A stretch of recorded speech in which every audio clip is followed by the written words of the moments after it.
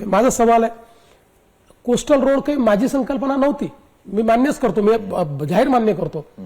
20-25 वर्षापूर्वी तयार झालेली संकल्पना होती. तुमच्याच हाती होती ना महानगरपालिका, का नाही झाली 25 वर्ष? का देवेंद्र फडणवीसला यावं लागलं?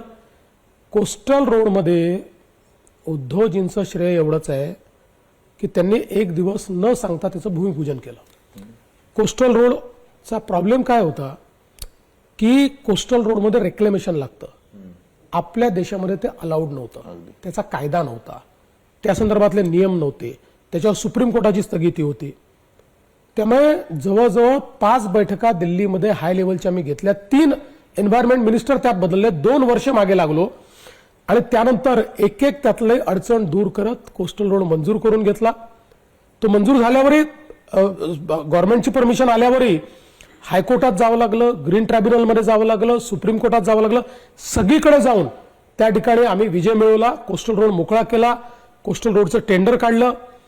आता याच्यामध्ये ज्यावेळेस कोस्टल रोडचं टेंडर काढायचं होतं, आमच्या जो 3 अल्टरनेटिव्ह होते. एक महानगरपालिका होती, एक MMRDA होती, एक MSRDC होती. विशेषतः शिंदे साहेबांचं मत होतं की आपण MSRDCच्या थ्रू करूया. उद्धवजी आम्हाला असं म्हणाले की मी त्याचं प्रेझेंटेशन लोकांना दाखवलेलं आहे आणि महानगरपालिकेला हा तुम्ही करू द्या. म्हणजे ठीक आहे, आमच्या सोबत होते ते, महानगरपालिकेला करू द्या. मी कमिशनरला बोलवलं, त्यांना सांगितलं, त्यांना म्हटलं आता याच्यामध्ये कुठल्या अडचणी येऊ देऊ नका, वेगाने करा सगळं.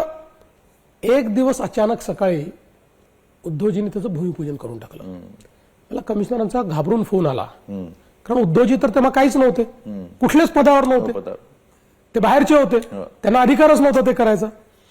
मला कमिशनरचा फोन आला, ते म्हणाले साहेब असं असं झालंय. मलाही माहिती होतं ते झालंय.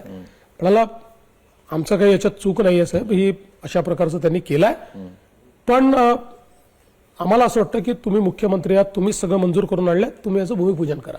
म्हणलं भूमिपूजन करणार नाही, त्यांनी केलंय, आमचे मित्र आहेत, मी श्रेयवादात जात नाही. दुसरा मुख्यमंत्री असतं मी तुम्हाला सांगतो, त्यांनी थांबवलं असतं काम त्या ठिकाणी आणि पुन्हा त्या ठिकाणचं भूमिपूजन नाही केलं. मी त्याला सांगितलं ठीक आहे, त्यांनी भूमिपूजन केलं, मी उद्घाटन करेन. आणि ईश्वराची कृपा बघा, उद्घाटनाला मीच होतो, प्रत्येक टप्प्याच्या उद्घाटनाला मी होतो, शिंदेजी आणि मी होतो.